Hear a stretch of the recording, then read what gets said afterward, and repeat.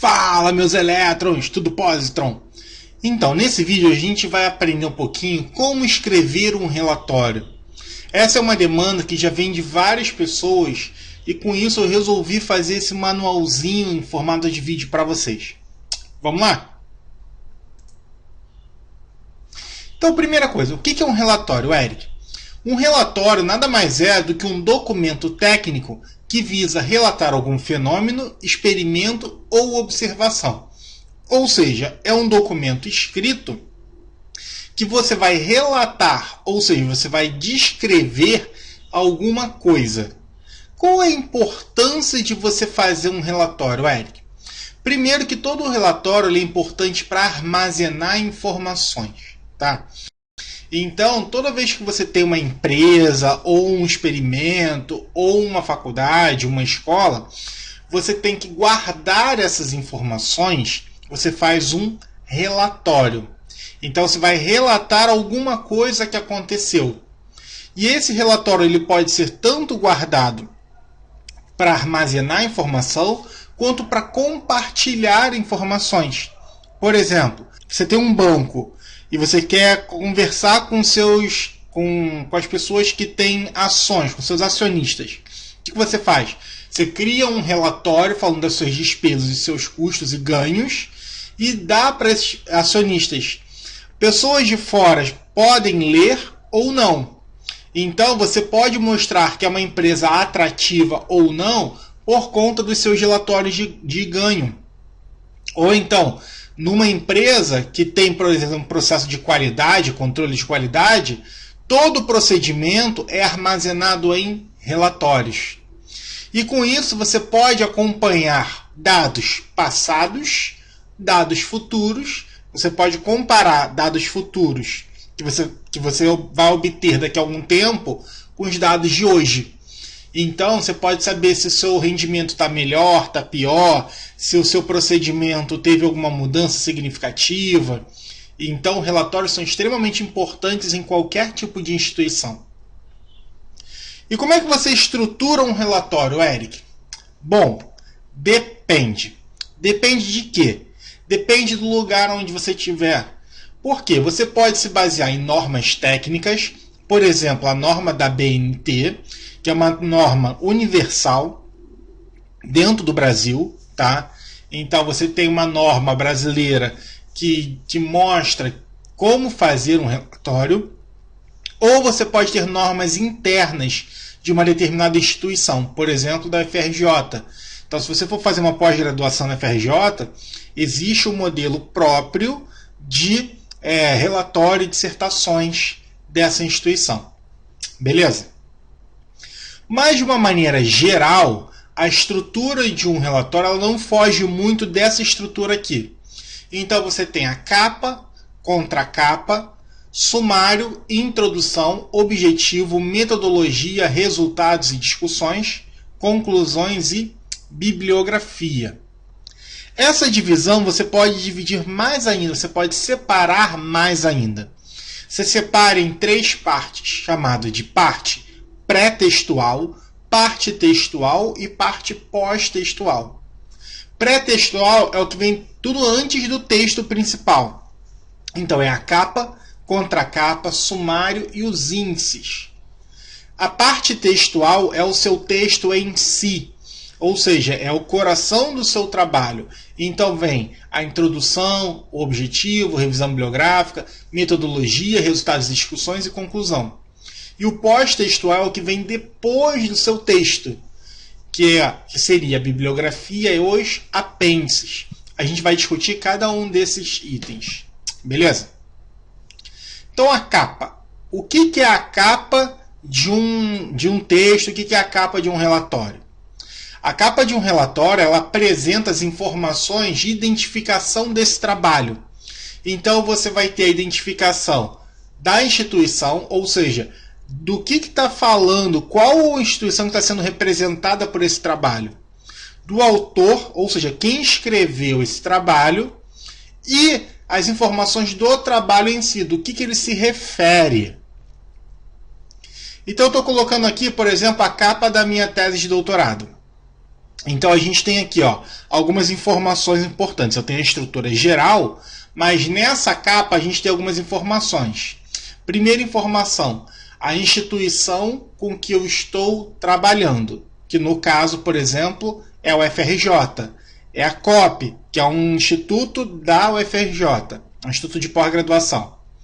Depois nós temos o quê? O título do trabalho, ou seja, o que eu vou falar nesse trabalho. O autor, que no caso quem escreveu, que sou eu. Uma finalidade, para que serve esse trabalho? Existe alguém que teve uma orientação? Alguém orientou esse trabalho? E por baixo, por fim, a gente tem o quê? O local, o mês e o ano. E essa estrutura obedece o quê? Margens, tá? Você tem margem superior, margem inferior, esquerda e direita, que são espaçamentos do seu texto. Essa estrutura é, por exemplo, uma capa de monografia, dissertação e tese. Quando a gente vai, por exemplo, um relatório, ele é um pouquinho diferente, tá? Então, nesse relatório, na parte de cima, a gente tem a instituição, que é o local máximo que você representa, um instituto, ou seja, alguma área, alguma sub-região dessa instituição, depois o departamento, ou seja, você vai fazendo um funil, você vai funilando até chegar no seu trabalho. Se você está numa escola, então seria o quê? O nome da instituição, depois o curso que você representa, ensino médio, depois a disciplina que você está trabalhando. Então poderia ser colégio AAA, ensino médio, disciplina química. Ponto. Tá ali. Depois a gente tem o quê? A gente tem um título do trabalho.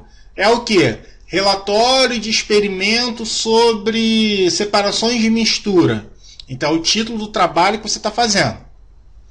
Os autores desse trabalho, ou seja, você vai listar um embaixo do outro, todos os autores que trabalharam em cima desse relatório, desse estudo. E embaixo você vai colocar o local, que é a cidade, o mês e o ano. Então, essa é a estrutura de uma capa de relatório. Beleza? Ela também obedece o quê? As margens superior, inferior, esquerda e direita. Tranquilo? A segunda parte é a contracapa, que é uma parte opcional de um relatório. Ela é uma representação da capa, mas com alguns detalhes um pouco mais relevantes para esse trabalho. Então aqui, ó, estou colocando uma contracapa de um trabalho, tá? Então você tem o quê? Você tem o autor em cima, o título do trabalho no meio, você tem a finalidade desse trabalho, a orientação, se teve alguém te orientando nesse trabalho, o local, o mês e o ano. Então, essa contracapa ela parece um pouco com a capa de uma determinada dissertação. Essa contracapa também obedece às margens superior de 3 centímetros, inferior de 2, esquerda de 3 e direita de 2. Tranquilo? Próximo, sumário. Sumário é a parte do trabalho onde se apresenta a localização de cada tópico ou subtópico do trabalho. Então, é uma parte onde você vai colocar tudo aquilo que você fez e em qual página você vai encontrar aquele tópico. Então, primeiro você tem o título da seção, que é o próprio sumário. Você tem os tópicos principais. Você tem os tópicos secundários ou subtópicos. E do lado direito você tem o quê? A página que se encontra aquele tema. Então você pode ter tópicos e subtópicos cada vez mais específicos se o seu trabalho for muito abrangente. Beleza? Então ele é como se fosse um glossário do seu trabalho. É onde você vai ver aonde está cada tópico e em qual página. Depois, a gente vai começar agora a parte textual, que a gente começa pela introdução. O que é a introdução? É a parte do relatório que vai situar o leitor sobre o contexto do seu trabalho. Então é ali que o leitor ele vai tentar entender aonde o seu trabalho está localizado. Normalmente essa introdução ela fica entre 8 e 15 linhas. Tranquilo? E como é que você escreve uma introdução, Eric? Eu aconselho a usar como molde um funil. Funil? Sim, funil. Como é que é a estrutura do funil? O funil, você tem o quê? Uma boca larga. Nessa boca larga, você vai trabalhar o contexto mais geral do seu tema. Então, uma introdução ao seu tema. No corpo do funil, você já tem o quê? Uma redução da área. Então, você começa a aproximar o tema de interesse que você quer. E, por último, você tem um fundo, uma saída pequena, ou seja, você vai descrever o seu tema em si. Você vai abordar a importância do seu tema ali. Então, vou colocar aqui para vocês um exemplo sobre separação de misturas em química. Montar o nosso funil. Na boca, o que a gente teria? Química é a parte da ciência que estuda a matéria e suas transformações. Ou seja, é uma introdução bem ampla. Depois a gente vai diminuir um pouquinho, vai aprofundar um pouco. A matéria pode ser classificada de diversas maneiras, como substâncias ou misturas. As misturas fazem parte do cotidiano, como o mar, que possui água e sal. Ou seja, saí de matéria, fui para mistura. Assim, por vezes, faz-se necessário separar os componentes de uma mistura. Os processos de separação de misturas consistem em técnicas de isolar os componentes de uma mistura e podem ser classificados em... Bom, o que eu fiz? Eu peguei da informação mais ampla, que é a química, e afunilei até a separação de misturas. Então, quando a gente faz uma introdução, a gente faz justamente isso. Pega do tema mais amplo e especifica até o seu tema de interesse. Quando você, depois de terminar, depois de fazer a introdução, você tem que falar para o seu leitor qual é o seu objetivo, ou seja, o que você pretende fazer nesse trabalho. Os objetivos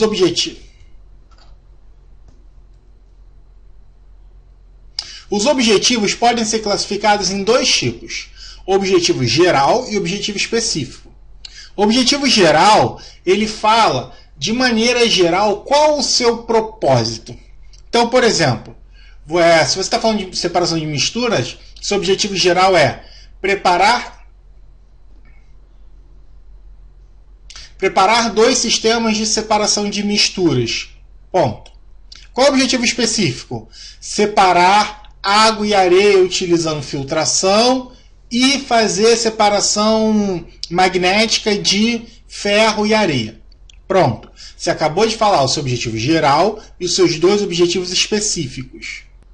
Depois que você escreve o seu objetivo, a próxima parte é a revisão bibliográfica. Na revisão bibliográfica, você desenvolve o seu tema em si. Ou seja, você vai desenvolver os tópicos que você quer trabalhar nesse tema. Então você vai discutir cada tópico desse trabalho, trazendo os aspectos mais importantes que vão fazer diferença no seu trabalho. Então é para você situar o seu leitor das propriedades importantes daquilo que você quer discutir.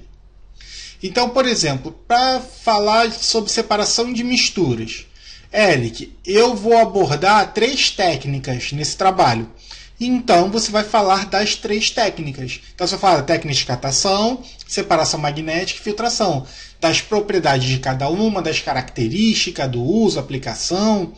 Então, é nessa parte de revisão que você vai fazer toda uma revisão sobre a técnica, sobre o tema que você vai trabalhar. Beleza? Depois, agora a gente vai começar o quê? Se tiver uma parte prática, a parte prática. Na metodologia, você vai descrever o que você usou e o como você usou. Essa metodologia é dividida em 2 partes. materiais, que descreve o que você usou, e métodos, que você vai descrever o quê? Quais procedimentos você usou. Por exemplo, você utilizou num experimento um copo de vidro de 250 ml, 200 ml de água, 20 gramas de açúcar e uma colher de chá. Então, isso é o que? São os seus materiais. Você acabou de colocar uma relação dos materiais que você usou. E qual foi o procedimento? Qual foi o método que você fez? Bom, você pode falar o seguinte: você preparou a solução adicionando a água e o sal ao copo e misturando com a colher. Ou seja, essa é a metodologia que você fez no seu trabalho. Depois que você coloca a metodologia, vem os resultados e discussões. Ou seja, você vai apresentar os seus resultados que você obteve no seu experimento. Além de colocar os resultados, você tem que explicar o comportamento encontrado nesses resultados. Então, você vai ter que explicar o que aconteceu naquele fenômeno, qual o fenômeno que está correspondendo à observação que você teve. Então, por exemplo, você filtrou uma mistura de sólido e líquido, por exemplo, água e areia. O que aconteceu ali? Ou água e café. Tá? Quando você fez água e café e passou por um filtro, o que aconteceu? Ao se realizar a filtração do café, observou-se que o líquido filtrado é da cor preta e o sólido encontra-se retido no papel. O que você fez? Você apresentou os seus resultados. Você relatou isso. O papel ficou com o sólido e o líquido passou da cor preta. Por quê? Você tem que explicar agora qual o motivo. Você explica o quê? A retenção do sólido se deve que esse possui dimensões maiores que os poros do papel, do filtro, e a cor se deve ao processo de extração dos componentes do café pela água. Então, o que foi? Agora você fez uma discussão, você fez uma explicação do seu resultado. Galera, depois que você termina todos os resultados, vem a conclusão. A conclusão é o que você tira de mais importante desse trabalho. Essa conclusão é um resumo de no máximo 5 linhas do seu trabalho todo. Então você tem que ter um poder de síntese grande para fazer um pequeno resumo do seu trabalho em 5 linhas. Então você vai descrever que nesse trabalho elaborou-se técnicas de separação de misturas para separar água e areia e café e água, e depois utilizando as técnicas de filtração e técnicas de separação de misturas outras. Com isso, verificou-se que pode-se separar a mistura. Ponto. Então, você explica de maneira resumida todo o seu trabalho ali. Por último, o que você tem? Depois que você termina a conclusão, você tem a bibliografia. A bibliografia, também chamada de referências bibliográficas, é de onde você retirou as informações que você utilizou neste trabalho. E o formato da bibliografia depende da norma ou da instituição que você esteja. Então eu estou colocando para vocês aqui alguns exemplos. Então normalmente você vem o quê? O sobrenome do autor com a primeira letra de cada nome, tá? Seguido do título do trabalho dele, a revista, o volume, número e ano. Bom, Eric, tem outros formatos, por exemplo, sobrenome, ano, título, revista. Então tudo depende do formato da onde você estiver trabalhando. Beleza? Por último, acabou a bibliografia. O que a gente tem? A gente pode ter informações extras, que são os apêndices. Então, os apêndices são informações complementares. Também é opcional, você não é obrigatório a colocar apêndice. Então, não cabe necessariamente na parte textual. Então, aquela informação que você quer dar não cabe na parte textual. Então, o que você faz? Você coloca por último, depois da bibliografia. Por exemplo, esquemas, montagens, códigos, tudo isso que não caberia no esqueleto do seu trabalho, você coloca por último. Galera, então é isso. Nessa aula a gente só viu como fazer um relatório, como é que você escreve um relatório. Independente do lugar onde você esteja, se você seguir esse passo a passo, você fará um ótimo relatório. Então, tente sempre obedecer às normas, tente sempre obedecer esse padrãozinho que você vai conseguir fazer um relatório e vai ser elogiado. Muito obrigado, até a próxima. Beijos no Elétron!